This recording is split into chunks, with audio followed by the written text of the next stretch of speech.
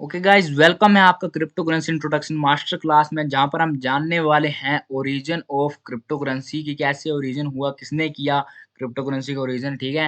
And technology behind crypto की, आखिरकार कौन सी ऐसी टेक्नोलॉजी है जिसके कारण इसको सबसे डिफरेंट माना जाता है।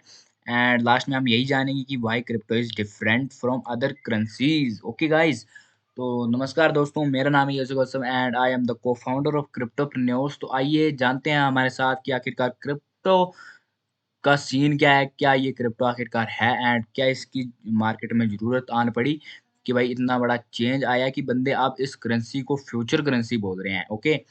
तो यहाँ पर हम शुरू करते हैं ओरिजिन ऑफ करेंसी से, या फिर sorry, origin of crypto currency, ठीक है। तो यार, ये जो कॉइन है ना, ये वाला कॉइन, ओके, ये सबसे पहले मार्केट में आया जिसको हमने क्रिप्टो करेंसी के नाम से जाना, एंड इसका नाम है बिटकॉइन। इसको स्टार्ट किया गया 2009 में एंड फाउंडर थे इसके सातोशी नाकामोटो नाम का बंदा, ओके। तो सबसे पहला कॉइन यही है एंड उसके बाद इथेरियम आया, ठीक है। फिर बहुत सारे कॉइन जैसे कि ये टीथर यूएसडीटी है, इसके जैसे अब 18,000 प्लस कॉइन जो है मार्केट में हैं। एंड बेसिकली आप इसका कॉन्सेप्ट समझो कि आप इसको ना छू नहीं सकते हो, ये आपके डिजिटल वॉलेट में आपको मिल जाएगी। बट इसके पास जो है भाई पावर ऑफ परचेज़ है, ठीक है? ये मतलब चीज़ों को खरीदने की पावर रखता है। एंड दूसरी इंटरेस्टिंग बात इसमें ये है कि भाई इसके इसको जो रेगुलेट करते हैं ना भाई, वो पब्लिक के हाथ है पूरा कंट्रोल। कोई एक स्पेशल ऑर्गेनाइज़ेशन या फिर किसी एक बंदे के पास इसका कंट्रोल नहीं है। जैसे कि आप अभी करंट क्या बोलते हैं, करेंसी में देख सकते हो कि भाई हमारी जो करंट करेंसी है, चाहे वो रुपीज़ हो, चाहे डॉलर्स हो, ठीक है? उनको जो वैल्यू प्रोवाइड की है खरीदने की, उनकी जो पावर ऑफ परचेज़िंग है, वो प्रोवाइड की गई है गवर्नमेंट द्वारा, ठीक है? तो यही आपने समझा कि क्रिप्टो करेंसी सबसे पहले बिटकॉइन आया, फिर इथेरियम आया, फिर टी3 यूएसडीटी आया एंड ये जो है डिजिटल कॉइन है एंड इसके पास पावर ऑफ परचेजिंग होती है, ओके। एंड ये प्रॉपर्ली जो है डिजिटल कॉइन है। तो भाई अभी इसकी ऐसी क्या ज़रूरत आन पड़ी कि इसको मार्केट में लाना पड़ा, बिटकॉइन को आखिरकार मार्केट में क्यों लाना पड़ा? तो इसको समझने के लिए ना गाइज़, आपको प्रॉपर मैं बेसिक से समझाना चाहूँगा, क्योंकि देखो यार, मैं चाहता हूँ कि कोई छोटा बच्चा भी देखे ना तो वो भी समझ जाए। तो यहाँ पर देखो यार, व्हाई बिटकॉइन? तो for solve the currency problem, यहाँ पर मार्केट में एक करेंसी प्रॉब्लम थी जिसको सोल्व करने के लिए ना भाई क्रिप्टो करेंसी को इंट्रोड्यूस किया गया। तो आप समझो कि ये प्रॉब्लम क्या थी, उसके पहले मैं बिल्कुल बेसिक से घुसना चाहता हूँ इस कॉन्सेप्ट में। तो यहाँ पर व्हाट इज़ करेंसी? तो आखिरकार करेंसी क्या होती है? तो सिंपल सी बात है, जिस भी चीज़ के पास पावर ऑफ परचेज़िंग है, जिसके बदले हम चीज़ों को खरीद सकते हो। जैसे कि आप किसी दुकान में जा रहे हो ना, ठीक है? आपने वहाँ से सामान लिया बट आपने पैसे नहीं दिए, आपने वही किसी बंदे का नाम ले लिया कि इसने बोला है बाद में दे देंगे पैसे। तो वहाँ पर गाइज़ आपकी करेंसी क्या होगी? करेंसी, वो तो कॉमन सी बात है कि आपने बाद में पैसे देने हैं, बट जब आप सामान ले रहे हो तब आपकी करेंसी वो बंदा है जिसके फेस वैल्यू के ऊपर आपने उस सामने वाले बंदे से पैसे पैसे नहीं, सॉरी, सामान लिया, ठीक है? तो ऐसा ही है कि जिस भी चीज़ के पास खरीदने की वैल्यू है ना, वो है भाई आपकी करेंसी। एंड बेसिकली अभी जो करंट करेंसी चल रही है उसको जो वैल्यू प्रोवाइड करी की गई है वो है हमारी सरकार द्वारा की जाती है वैल्यू प्रोवाइड। तो यहाँ पर यार करेंसी तो हैं, लेकिन करेंसी के भी अलग-अलग टाइप्स बनते जा रहे हैं समय के साथ-साथ। जैसे कि पहले ना सिर्फ़, अगर बड़े पहले की बात करें तो करेंसी मतलब सोने की मुद्राएँ होती थी, चाँदी की मुद्राएँ होती थी। फिर अगर आप मॉडर्न ज़माने की बात करें तो फिज़िकल करेंसी आई, ये नोट आए, ठीक है? जैसे कि हमारे इंडिया में रुपीज़ है एंड बाहर डॉलर देखो आप यूएसए में। एंड अलग-अलग देश की जो करेंसी होती है वो अलग-अलग होती है एंड उनको जो पावर दी जाती है परचेज़िंग की, वो सरकार के द्वारा दी जाती है। तो ये होती है फिजिकल करेंसी। बाकी उसके बाद आया आपका डिजिटल करेंसी, जैसे गूगल पे वगैरह, पेटीएम वगैरह, जिसको पहले बंदे फेक मानते थे बट अभी ट्रस्ट कर रहे हैं सारे। एंड इसको भी एक समय में नकारा था लोगों ने बट अभी एक्सेप्ट कर रहे हैं, क्योंकि ये काम को ईज़ी कर रहा है ना भाई। कहाँ पर आप भाई किसी को पेमेंट करनी होती तो उसको मिलकर पैसे देने पड़ते थे। अभी आप चंडीगढ़ में हो और आपने पेमेंट करनी है हिमाचल में, जहाँ पर मैं रहता हूँ, तो आप ईज़िली कर सकते हो मुझे यूपीआई के थ्रू या फिर गूगल पे के थ्रू। तो ऐसे ही है कि भाई जब टेक्नोलॉजी आती है ना तो पहले-पहले कोई एक्सेप्ट नहीं करता है। ऐसे ही हमारा सेंट्रलाइज़ एंड डिसेंट्रलाइज़ करेंसी, इसको भी आपको समझना पड़ेगा, तभी आप अंदर घुस पाओगे कि भाई क्या आखिरकार ज़रूरत आन पड़ी कि क्रिप्टो करेंसी को मार्केट में आना पड़ा। क्योंकि अभी आप देख रहे हो कि डिजिटल करेंसी ने लगभग सारी प्रॉब्लम जो है भाई, वो ख़त्म कर दी थी। लेकिन गाइज़ ऐसा नहीं है, मैं आपको और भी प्रॉब्लम्स बताता हूँ। देखो गाइज़, सेंट्रलाइज़्ड करेंसी से आप क्या समझते हो? सो दोस्तों, सेंट्रलाइज़्ड करेंसी ऐसी करेंसी होती है जो कि किसी देश की सरकार द्वारा रेगुलेट की जाती हैं एंड उसको वैल्यू जो प्रोवाइड होती है पावर ऑफ परचेजिंग वो भी सरकार के द्वारा दी जाती है एंड इसको ना सरकार जब चाहे मैनिपुलेट कर सकते हैं। अगर आप वो ज़्यादा से ज़्यादा करेंसी को छापना लग पड़े, प्रिंट लग पड़े करने तो उसकी वैल्यू जो है वो गिर जाती है करेंसी की देश में, ओके। एंड दूसरी बात, इनका जब भी मन चाहा इन्होंने नोटबंदी कर दी, ओके। जैसे कि अभी अभी हाल में सर्कुलेशन से बंद किया गया है 2000 के नोट को, तो भाई अभी उस नोट की कोई वैल्यू नहीं है अगर आपके जेब में वो पड़ा है, ठीक है? सर्कुलेशन से वो बंद है। तो ऐसे ही है, जब भी नोटबंदी होती है तो करेंसी की वैल्यू एकदम से डाउन हो जाती है या फिर खत्म हो जाती है, खत्म ही हो जाती है। तो ये है कि पूरा जो कंट्रोल है वो सरकार के अंडर रहता है सेंट्रलाइज़्ड करेंसी में। यहाँ पर एक ऑर्गेनाइज़ेशन से मेरा मतलब है कि सरकार द्वारा ही पूरा रेगुलेट किया जाता है करेंसी को, उसे बोलते हैं हम सेंट्रलाइज़्ड करेंसी। एंड गाइज़ यहीं पर ना जो कि डिसेंट्रलाइज़्ड करेंसी है यानी कि बिटकॉइन या फिर अदर क्रिप्टो करेंसीज़ उनको हम बोलते हैं डिसेंट्रलाइज़्ड करेंसी। तो डिसेंट्रलाइज़्ड करेंसी में क्या होता है, ये बिल्कुल ऑपोज़िट है। यहाँ पर कोई एक बंदा इसको रेगुलेट नहीं कर रहा है। दूसरी बात, ये प्रॉपर्ली डिजिटल है, कोई इसे हैक भी नहीं कर सकता, है ना? तो भई इतनी मतलब खतरनाक चीज़ है ये, टेक्नोलॉजी इतनी बढ़िया है इसकी, ना इसे कोई रेगुलेट कर सकता है, ना इसे कोई हैक कर सकता है। तो डिसेंट्रलाइज़्ड करेंसी इतनी वो है एंड इसे कोई बंदा मैनिपुलेट भी नहीं कर सकता है, जैसे कि इसको कोई बंद भी नहीं कर सकता है, ओके? तो यही सब चीज़ें थी जिसके कारण डिसेंट्रलाइज़्ड करेंसी को अभी फ्यूचर करेंसी बोला जा रहा है। सबसे पहले इसके अंदर किसी का कंट्रोल नहीं है, दूसरी बात इसे कोई हैक नहीं कर सकता है, तीसरी बात ये प्रॉपर भाई डिजिटल है, कोई फिज़िकल रूप ही नहीं है इसका। एंड फिर भी इसके अंदर जो है पावर ऑफ परचेज़िंग है और इसका जो वैल्यू जो प्रोवाइड करवाती है, इसकी जो वैल्यू बढ़ रही है, वो भी पब्लिक के कारण ही बढ़ रही है, ठीक है? मतलब पूरा कंट्रोल जो है वो टोटल पब्लिक के हाथों में है। यहाँ पर कोई इसे एक ऑर्गनाइज़ेशन कंट्रोल नहीं कर रही। सो गाइज़ यहाँ पर हमने समझा अभी तक कि सेंट्रलाइज़्ड करेंसी क्या है, डिसेंट्रलाइज़्ड करेंसी क्या है एंड ऐसी क्या ज़रूरत आन पड़ी थी जिसके कारण डिसेंट्रलाइज़्ड करेंसी को लॉन्च करना पड़ा। तो यही सब डिफरेंट कॉन्सेप्ट थे जिसके कारण इस क्रिप्टो करेंसी को सबसे डिफरेंट माना जाता है एंड इसकी जो हाइप है मार्केट में बनी है एंड इसलिए इसे फ्यूचर करेंसी बताया जा रहा है। बाकी हम आगे बढ़ते हैं, टेक्नोलॉजी बिहाइंड क्रिप्टो। तो मेरे भाई क्रिप्टो करेंसी के पीछे जो टेक्नोलॉजी है जिसके कारण इसे कोई बंदा हैक नहीं कर सकता, ठीक है? क्योंकि सब सिस्टम डिजिटल ही रहेगा ना, तो आपके मन में ये आ रहा होगा कि भाई इसे कोई ईज़िली हैक कर सकता है। सो गाइज़ ये नेक्स्ट टू इम्पॉसिबल है क्योंकि यहाँ पर ब्लॉकचेन टेक्नोलॉजी का यूज़ किया जाता है, ओके? तो ब्लॉकचेन टेक्नोलॉजी आखिरकार है क्या? ये देखो, ब्लॉकचेन टेक्नोलॉजी ऐसे ब्लॉक्स बनते हैं एंड ये चेन बन रही है ना, इसी कॉन्सेप्ट को मैं आपको बड़े ईज़ी वे से समझाने वाला हूँ। देखो भाई, जब भी आप कोई ट्रांज़ैक्शन करते हो, तो आपके जो नोटरी होती है, नोटरी से आप समझते हो हिसाब-किताब का खाता, समझ सकते हो आप, जिसे लेजर बोलते हैं एंड बैलेंस शीट होती है कंपनीज़ की जहाँ पर ट्रांज़ैक्शन का डाटा लिखा जाता है कि कौन-सा ट्रांज़ैक्शन कब हुआ, ठीक है? तो यही है कॉन्सेप्ट। तो यहाँ पर क्या करना होता है पता है? मैं आपको ब्लॉक से समझाता हूँ कि आपकी यहाँ पर बेसिकली डिजिटली नोटरी होती है इन ब्लॉक्स में, जो आप ब्लॉक्स देख रहे हो ना, अब कैसे होती है मैं आपको डीपली समझाने की कोशिश करता हूँ। ओके, तो यहाँ पर मैंने ब्लॉक को आपके सामने रखा है। एक सेकंड। सो गाइस, आपने जो यहाँ पर ये ब्लॉक्स देखे ना, ये चेन बन रही है ना, यहाँ पर आपकी जो नोटरी होती है हिसाब-किताब की, जिससे आपका जो लेन-देन का ट्रांज़ैक्शन हिस्ट्री होगा, उसे कोई हैक नहीं कर पाएगा। तो इसलिए इसमें क्या कॉन्सेप्ट है, ये समझना हमारा ज़रूरी हो जाता है। तो यहाँ पर वो ब्लॉक को हम ओपन कर लेते हैं। तो यहाँ पर समझो यार, ये जो ब्लॉक है ना, ये यहाँ पर होता है आपका डाटा ट्रांज़ैक्शन जो भी आपने की। मान लो आपने किसी बंदे को बिटकॉइन भेजा तो यहाँ पर वो डाटा आपका आ जाएगा ये वाली साइड में, ठीक है? फिर यहाँ पर हैश है। अब हैश है एक डिजिटल फिंगरप्रिंट आप बोल सकते हो, क्योंकि जब भी कोई भी डाटा या फिर एक नया ब्लॉक बनता है ना, उसका हैश जो है वो अलग हो जाता है। ओके, एंड यहाँ पर जो है ये है आपका हैश ऑफ प्रीवियस ब्लॉक।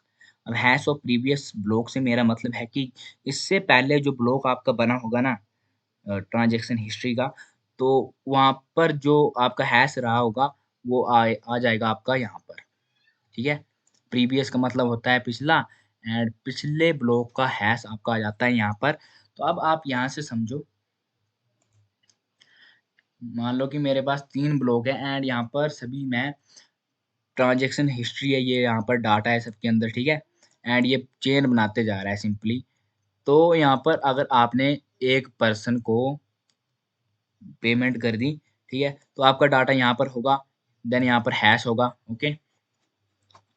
तो यहाँ पर ध्यान से समझना गाइस कि क्यों आपके ट्रांजैक्शन हिस्ट्री को या फिर ट्रांजैक्शन को कोई हैक नहीं कर सकता है।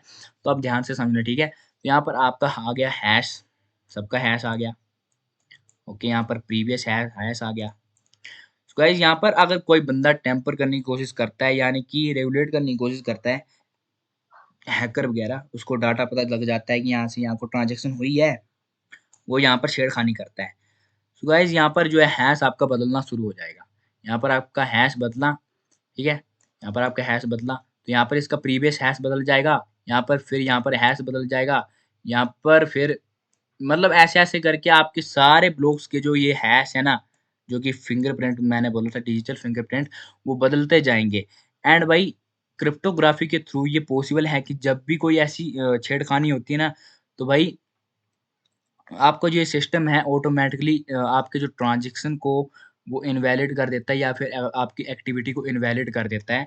एंड दूसरी बात क्रिप्टोग्राफी के थ्रू इतना ये स्ट्रॉन्ग टेक्नोलॉजी है कि भाई हैकर ये कभी पता नहीं लगा सकता है कि मैंने यहाँ पर डाटा की छेड़खानी करी, यहाँ पर डाटा की छेड़खानी करी, तो यहाँ पर आगे मेरा हैश क्या होने वाला है। ये कभी भी हैकर पता नहीं लगा सकता है, क्योंकि यहाँ पर यूज़ होता है क्रिप्टोग्राफी टेक्नोलॉजी का, जो कि कोडिंग एंड एल्गोरिदम के द्वारा पॉसिबल है, ठीक है? एंड तीसरी बात क्या है गाइस बता, यहाँ पर कोई भी अगर आपकी ट्रांज़ैक्शन होती है, तो उसको वैलिडेशन करने वाला कोई मतलब इंडिविजुअल बंदा नहीं है कि भाई एक ही बंदा है। यहाँ पर पूरे वर्ल्ड में ना सब लोग इसकी माइनिंग कर रहे हैं। माइनिंग से मेरा मतलब है कि बंदे ना बड़े-बड़े कंप्यूटर्स लगाकर वहाँ पर इसके ट्रांज़ैक्शन को वैलिडेट करते हैं एंड वैलिडेट करने के बदले में उन्हें कुछ रिवार्ड में बिटकॉइन मिलते हैं बिल्कुल फ्री में। तो गाइज़ इतना बड़ा सिस्टम है पूरे वर्ल्ड में, अगर आपको हैक करना है ना इसका ब्लॉकचेन का सिस्टम, तो आपको वही कम से कम 51% डाटा चाहिए। एंड पूरे वर्ल्ड में से इतना डाटा इकट्ठा करना एक सिर्फ ब्लॉकचेन को हैक करने के लिए, ये बहुत वाइड नेटवर्क है गाइस। अगर देखो इंडिया में ही कितने सारे माइनर्स होंगे जो कि अपने कंप्यूटर्स लगाकर क्रिप्टो की वैलिडेशन करते होंगे, जैसे कि बहुत सारे हैं भाई एंड वर्ल्ड में तो बहुत सारे होंगे। तो 51% कंप्यूटर्स को हैक करना पूरे वर्ल्ड में नेक्स्ट टू इम्पॉसिबल है, क्योंकि भाई इतना सर दर्द कौन ही हैकर लगाएगा यार, उसकी ज़िंदगी खत्म हो जाएगी, साथ पुश्तें भी खत्म हो जाएगी, फिर भी वो इसको हैक नहीं कर पाएगा।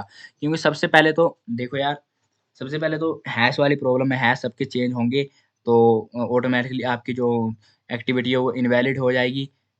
ठीक है? एंड दूसरी बात, आप कभी भी पता लगा ही नहीं सकते हो कि मैंने डाटा चेंज करा तो आगे हैश क्या होगा।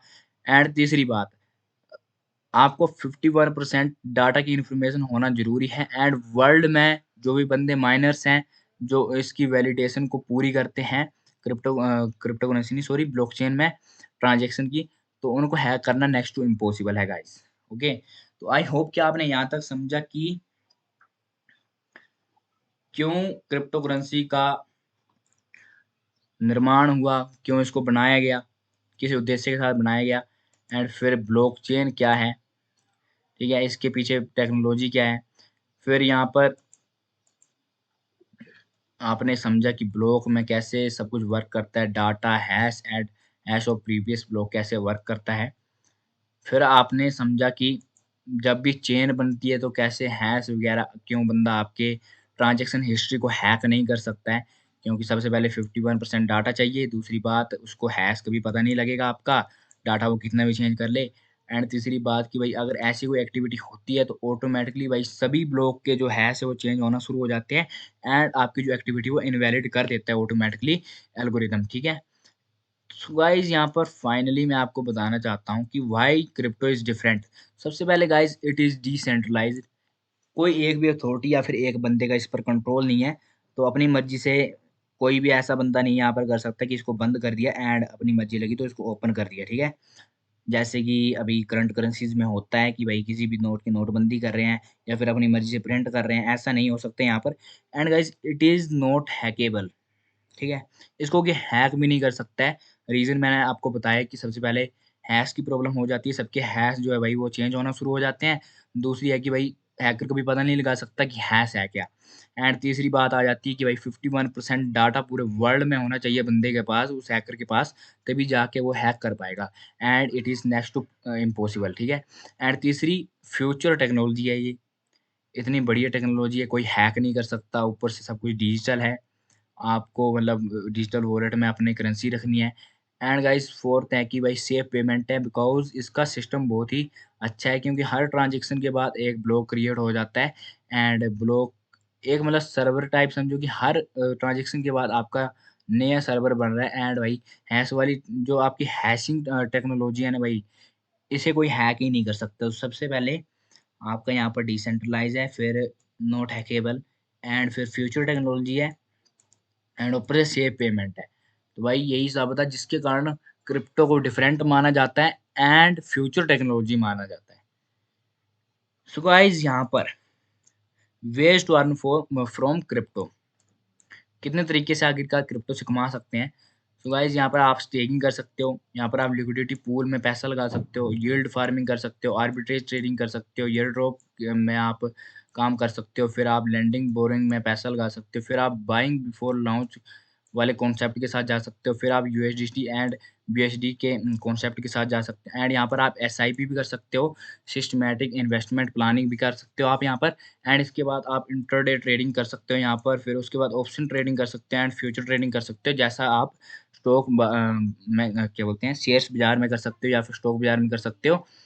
एंड गाइस देखो, अगर आपने इस मास्टर क्लास को देखने के बाद ये डिसाइड कर लिया है कि आपने क्रिप्टो करेंसी में अपना फ्यूचर बनाना है, इस फ्यूचर की टेक्नोलॉजी में अपना फ्यूचर बनाना है एंड टेक्नोलॉजी से पीछे नहीं रहना है। तो गाइस यहाँ पर मैं आपको सजेशन देना चाहूँगा, हमारी एजेंसी क्रिप्टोप्रेन्योर्स के 2 कोर्सेज़ या फिर मास्टरीज़ हमने लॉन्च करने जा रहे हैं, ठीक है? तो एक है हमारा क्रिप्टो टेक्निकल एनालिसिस मास्टरी जो कि आपको हेल्प करने वाले हैं intraday trading and option trading and future trading में प्रॉपर मतलब बढ़िया से बढ़िया काम हमने इस कोर्स में करा है। एंड दूसरा आपका जो है crypto currency long term investment mastery जो कि आपकी ये जितने भी तरीके हैं ना, यहाँ से लेकर यहाँ तक आपको ये सारे तरीके बताए जाएँगे कि कैसे आप इसके थ्रू क्रिप्टो से पैसे कमा सकते हो एंड ट्रस्ट मी गाइस बहुत ही बढ़िया मास्टरीज़ होने वाली हैं, काफ़ी अच्छी खासी मेहनत करी है हमने एंड पूरी रिसर्च के साथ आपके लिए ये 2 कोर्सेज़ लेके आए हैं। बाकी आप हमारे साथ क्रिप्टोप्रेन्योर्स में जुड़ना चाहते हो तो आप सिर्फ़ ₹20 की इन्वेस्टमेंट से हमारे साथ जुड़ सकते हो एंड उसके बाद आपको 3 वेज़ ऑफ अर्निंग हम बता देंगे। देन अगर आप अर्न करने के बाद इतने कैपेबल हो जाते हो कि आप इन 2 मास्टरीज़ को ले पाओगे तो आप इनको भी ले सकते हो। बट अगर आपके पास ऐसा है कि भाई इन्वेस्टमेंट नहीं है, तो आप सिर्फ़ ₹20 की इन्वेस्टमेंट से भी हमारे साथ शुरू कर सकते हो। तो होप कि आपने यहाँ तक सब कुछ समझा एंड आप भी इस अपॉर्च्युनिटी को मिस नहीं करना चाहते हो। तो मिलते हैं किसी अगले सेशन में या फिर वीडियो में, तब तक के लिए धन्यवाद।